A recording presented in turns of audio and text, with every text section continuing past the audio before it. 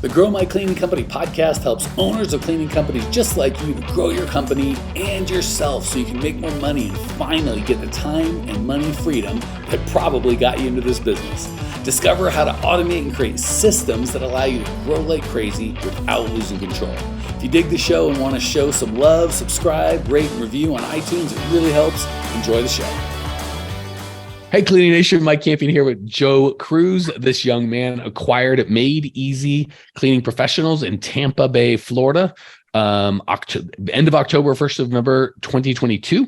We're recording this February 10th, about a third of the way through February.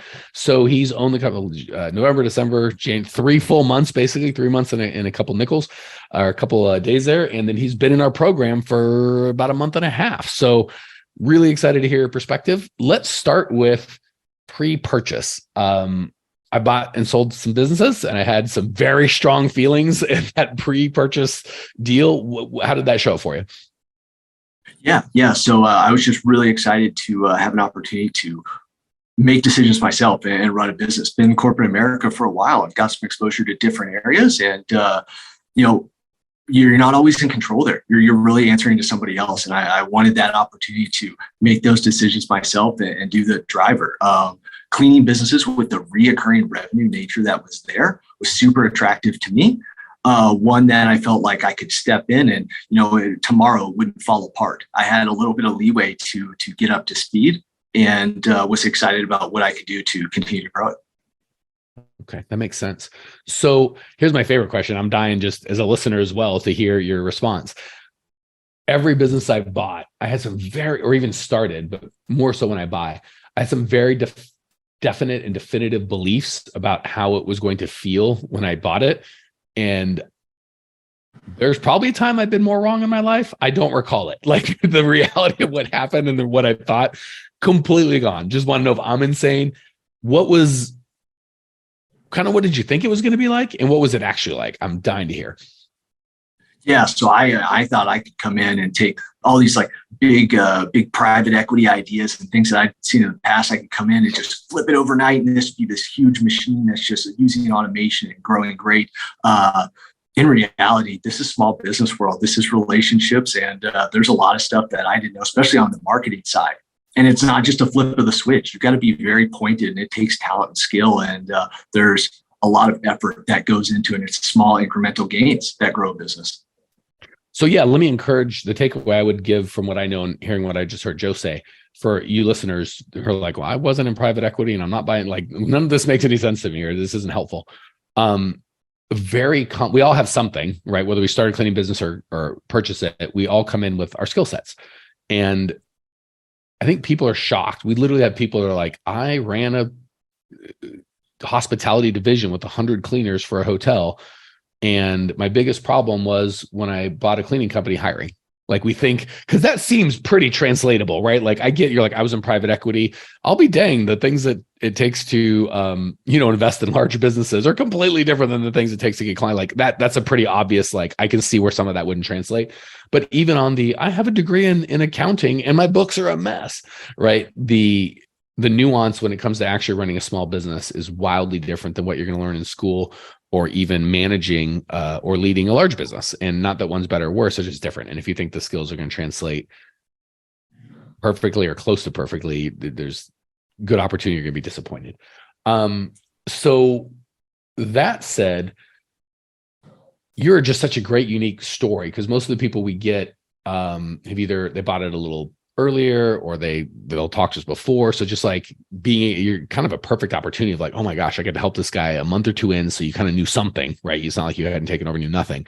But you didn't come a year and a half after things had really taken a turn for the worse. But like, save me. Those are not as much fun.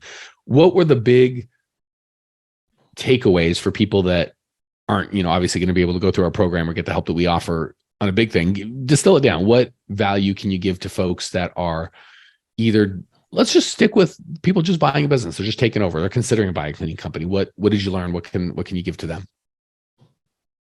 Do your due diligence. Understand everything the best that you can. You're never going to be 100%, and you have to be okay with that.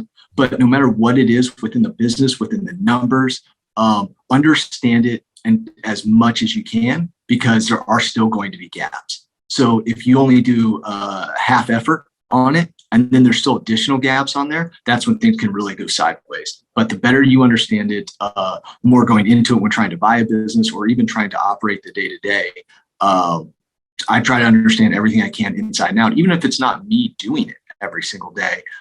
When things break or things are upset, it allows me as a business operator to pivot and manage those challenges much better.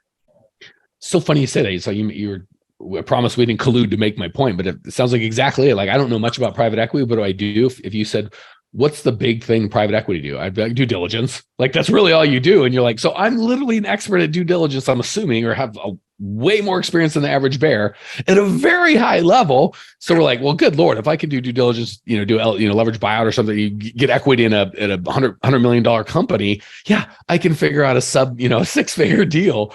But even you were kind of lulled in. Was it because you thought it'd be too easy, or what stopped you from doing what you're frankly probably really good at? I mean, this was the opportunity to go out on my own, right? You talk about really heavily levered deals, and people are bringing $1 million of capital, or millions of dollars of capital to the table. I don't have that myself, right? So I have to have a conversation with my wife and say, hey, this is something I want to do. I'm going to take our money that we've earned together, and I know you have zero interest in this. And this is for me. Joe's right? Married to a pretty special lady, by the way.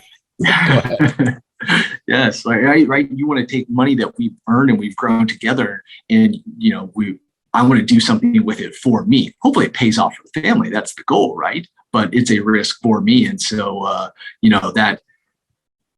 that was why I started looking at a much smaller deal, was because it was something that I could do, that I could manage without the need of significant investors. So let me again translate. I love what Joe's saying, because he's just given such great raw data, and I'll do my best to, I don't want to say translate that, but give my thoughts on how that applies to our little corner of the universe. I have found that to be very true. The difference between let's play poker with chips that are just chips and aren't backed by money that we've earned. We can all go all in and be crazy. Like, it's a whole different kettle of fish than let's play for money. Specifically, let's play for nickels and quarters. All right, that changes things a little. And like, okay, let's play with a substantial amount of your net worth. Even if you're a great poker player, the best poker player, as long as you're playing with money you can lose, you're able to be the best poker player. But when you're playing with money that's substantial, really has real world ramifications, I'm guessing, and this is why I'm not a poker player, most people, even if they've got the skills, they're unable to think straight. So what I hear Joe saying, and please correct me if I'm putting words in your mouth or twisting your words, Joe, is when it was other people's money and I was just a cog in the wheel, I could have a dispassionate thing and I could really look at it with some perspective. But when it came to my own money and my own risk, and the stakes were higher for me, I don't want to say I let emotions get in the way, but emotions clouded or shaded how I performed. Is that fair? Or am I mischaracterizing you? I don't know if emotions got in the way, but it makes you a lot more hesitant, right? When it's your money on the line, you are much more reserved and careful, versus if it's not your money, it's a lot easier to say, like you said, all in. Why not? So for better or worse, and I'm guessing there were some better and some worse, you were more hesitant, more patient, more, let's just slow our roll here a second before we go all in. Okay. So the big thing I hear you saying you learned is, hey, really check the numbers, know what you're getting into. As an operator now, give me, if you don't mind, the biggest mistake that you made. You're like, whoo, if I could undo or redo or, do that differently, I'd do it. And give me the biggest win of whether it's something discovered in the program with us working together or independently. I don't really care. Just give us the biggest, here's what, someone else learned from my mistake. Smart people learn from their mistakes. Smarter people learn from other people's mistakes. So give us the big swing and a miss that you go back and maybe Clean Nation can learn from that. And then also if there's something you're like, wow, I was pretty impressed for my first rodeo. I got this right. Yeah. So biggest swing and the miss was thinking that I could just come in and just change certain things overnight. And that it would just make things a lot better. No, the amount of time, capital it takes to do that. And then you don't even realize what you're breaking. So certainly a miss there on me coming in and thinking I could just make changes right away. So let me give a comment on that. I'll give Joe a second to think through and make sure he's got his best win. But having been on the selling end of several companies that were really doing well when we sold it. And a couple of them, the new owner didn't do well with, frankly. It was heartbreaking to see the new guy who just paid me 7 figures for my experience of here's how to make this thing, here's a little machine I sold you and I know how to run it. And effectively he could have built his own machine for a lot less money. I thought he was paying me for the instructions on how to run the machine, right? Like, I will help you with that. And both guys, and very smart guys, very successful. These are not dumb guys, right? That they weren't dummies that inherited the money. They'd earned it and they were smart. Told them exactly what to do and exactly how to do it.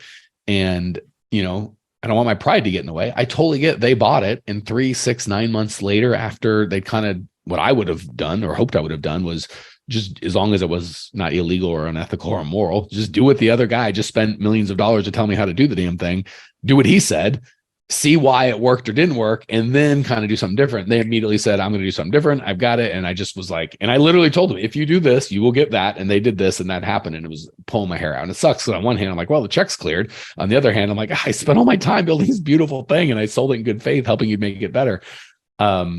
So I can just attest that Joe is not unique in that. That is, from my experience, very common that the new guy, and again, Joe's bright. It's not like he's dumb. And maybe he's even brighter than the other guy. And frankly, the guy that bought my last business had a ton more money than I am. So he was really successful. He was not, but in that little universe of the, I know doctors that can, fix people's brains by cutting their head open, can't tie their freaking shoes or balance a checking account, right? So you've got to make sure that we give credit where credit's due. And again, I had a cleaning business sell Joe. I'd be like, Joe, you should listen. I know what I'm talking about. But if I was going to get into venture capital, guess what? I think I'm pretty damn smart. I'm going to listen to Joe because he's got some experience I don't have. So one takeaway is make sure,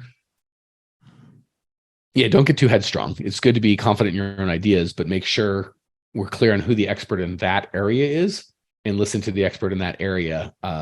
Or certainly don't pay the guy, whether it's a coach or a guy for his business, for his secret sauce and not use the secret sauce. Like, I'm going to use a different recipe. Well, you could have done that for free. Why would you, don't pay a guy for a secret sauce and then tinker with it. Hey, new friend, love that you were here. If you want more Cleaning Nation, more us, you can check us out on YouTube. Similar content, you just get to see each other. It's totally free. Or if you want to say, hey, hit us up on Instagram, Twitter, join our free Facebook group. We love hearing from you, Cleaning Nation. That's what makes it magic. Jump on, we'll see you there. That said, what about the biggest swing and connect where you're just like, oh, I got this right, Cleaning Nation, follow my lead, my young 2 to 4 month lead. This worked great. The biggest thing that's worked super well for us actually was acknowledging my own shortfalls and knowing sales is not my area. Mm-hmm. And so early on, right away, raised my hand, came to you, Mike, and said, hey, want to invest in getting better at sales. And since doing that, being in the program, we've seen absolute turnaround, payoff, had much better conversations with our customers. We're having more frequent and better conversations with our customers. And the reason I say it's a big win is because I could have sat around for 6 months, a year and struggled and tried to learn and get better. But, was willing to admit, hey, that's probably not the best route. It's going to cost me some money, but it's going to pay off. And it's been a huge culture shift in our office. So Joe gave you one thing. If you don't mind, I'm going to unpack it. I really heard 3 key takeaways I don't want y'all to miss, Clean Nation. The first thing Joe kind of said assumptively, but don't assume it. It's, you gotta pay attention. He identified the hole. So I'm guessing if you ask enough people, there's an infinite amount of things. You get 100 entrepreneurs together and look at your business, you probably get 300 answers on what should Joe focus on first. So correctly identifying where the lowest hanging fruit, the biggest opportunity, I think is the first win. Because if you get to be the best at X, but your company needs Y, what have we really done? Second, and this is probably the hardest part I found for humans, both as a coach coaching other folks and as an entrepreneur who's struggled with this himself, I tend to want to fix the things that I'm comfortable with, not the things that need to be done. So pretty mature of you, Joe. And again, you're like, yeah, because my own money, my wife's looking at me and like I didn't have the option not to be mature, but still pretty mature of you, Joe, to be easy. If you're not good at sales, you're not comfortable with sales, you don't like sales, to go, oh, that's not the problem. It's the numbers. You're like, I'm real good at numbers. I'm real comfortable there. But you go, well, I think you're more interested in growth and result than you were in feeling comfortable and doing what you wanted to do. So that I think is going to serve you very well. And the third thing is, once you've got the humility to go, even though this isn't what I want to do, perhaps you didn't say that, but this isn't what I'd naturally be inclined to do, I'm going to do it anyway. Could have said, I'm a bright guy, I'll figure it out. And you are a bright guy. You probably could have figured it out. Maybe it takes a year, maybe 10, who knows? But to go, well, screw that. I'm just going to find someone that's really good at that. And, again, if I was going to get into venture capital, I might have a lot of money, but I don't know I might talk to someone that has less money than me, but's real good at venture capital. I love that you're like, A, I'm going to do what needs to be done, not what I'm comfortable doing. And B, I'm going to find someone that knows more about this particular subject than me or more experienced in this, and at least have, hear what he has to say. Is that some good summary? Did I miss or add anything that wasn't part of it? No, you're dead on. You're dead on, right? They're growing pains, right? They're tough. You got to lean in and want to do it. And, when I looked at it, okay, we'll go back to the venture capital. I knew how much it was going to cost to do it. And I figured there was returns. The more quickly that we perform well, that it'll actually pay back. Awesome. So at this point, we'll end it with you. The floor is completely open. You've been through our program. You are part of our perfect target audience. So to the Joe Crews out there, whether they already own a company or looking to buy one or just bought one, the floor is yours. Give value any way you see fit. I just encourage everybody out there in Clean Nation to, take control of their business. If it's not giving you what you were looking for, understand what it is that you want and work towards it. Don't just accept, having to be out there cleaning every day, working countless hours. Don't. You are in control of your life. You just have to push yourself to do it. Don't be afraid. That's one of those things that sounds so obvious. It's almost dumb, but it's really genius. So what I heard Joe say was, if you don't like the life that you have, do something different, which is like, yeah. And the sun will come out tomorrow and the moon will come out tonight. What we're just saying, obviously, thanks, Captain Obvious. But it's also like the real fat guy going, I know, eat less, work more. It's like, you're still fat, dude. The knowing isn't the magic. So I can't encourage you enough. One of the few things I don't like about this podcast is, or Clean Nation, you guys are great, but a lot of you tend to, binge, right? You just listen to 100 in a row or something, which is great. I love providing content. And I think what happens is afterwards you feel great and be like, that's great. I feel smart and good. And then you go back and do exactly the same thing you did before. And it's like, this is not the most entertaining show out there, right? If you just want entertainment, there's only about 1,009 podcasts you could get that would have gotten you a lot more entertainment than this thing, per minute. So I love what Joe said. If you're not getting the results that you want, and even if that's cleaning or not wanting to clean or not making enough money or not having enough profit, as opposed to just going, well, I tried, or making excuses, it won't work in me, or you don't understand, my situation's different. Be clear on what you want and then freaking go get it.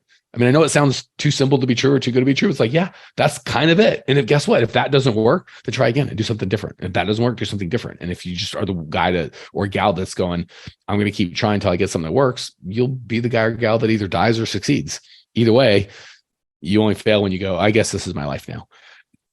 Was that a complete wrangling your thing off the rails, or is that the gist of what you're saying as well? No, you're dead on, Mike. Cool. I'm always worried I'm going to put words into Joe's mouth. He's like, thanks, Mike. I can speak for myself. That wasn't what I was trying to say. All right. Cleaning Nation. For 97% of y'all, growmycleaningcompany.com, 900 free podcasts, a bunch of free content. Go check it out. I got a couple books on Amazon, lots of free stuff. Join our Facebook group. Enjoy. For the probably less than 5% of you that have just bought a business or just about to buy a cleaning business, we probably get, 2 to 10 of those a year that we work with. And they're my favorite. It is my least favorite is Joe, who didn't call or do something, calls in a year and a half and things are a mess. He's like, I put all my net worth in this thing. Blah, blah, blah. Can you save me? Those we can do, but it ain't as fun. Right at the beginning of, let me just start this thing right, is a ton of fun, not just for us, but for the clients. Just, it saves so much headache. My hopes and dreams for Joe is he's going to go forward going, why is everyone bitch about this being a hard business? It's so simple. It's like, yeah, you just learned what to do right off the bat. You don't have to bang your head for 10 years. So if you are that 5%, I don't usually give out my email address, but we'll see how this goes. I mean, it's just Mike at growmycleaningcompany.com. It's not Fort Knox, but an invite to email me. If you were just about to buy a business or you just bought a business, email me at Mike at growmycleaningcompany.com. I'll do what I can to see if I can't help, because I bought some businesses and I know how hard that first 6 months can be if you don't know what you're doing. I've sold some businesses and see people dismantle my babies right in front of my eyes. And that was painful. So Mike at growingcleaningcompany.com for the 5% just bought or buying a cleaning company. Everyone else, growingcleaningcompany.com for all the content we give. It's awesome. Check it out. We'll see you there. Well, here we are, the end of the podcast, and you made it. Great job. I've got a little bonus for you for sticking through with me. But like I mentioned before, if you got value out of this podcast and you want to show a little love, subscribe, rate, and review on iTunes, Spotify, wherever the heck you're listening to this thing. Share it with a friend. Share the love. And as a special thank you for those of you that stuck with me to the end, how about I give you my personal phone number so we can text? It's a great way for me to get to know you, your business, your goals personally. So shoot me a text now, 602-932-6431, 602-932-6431. I am the only one who responds to these texts, and I will personally respond to everyone I possibly can as long as this number is manned. Don't know how long we're going to keep this at the end of the podcast, so grab it now, 602-932-6431. Give me a text, say hey, can't wait to meet you.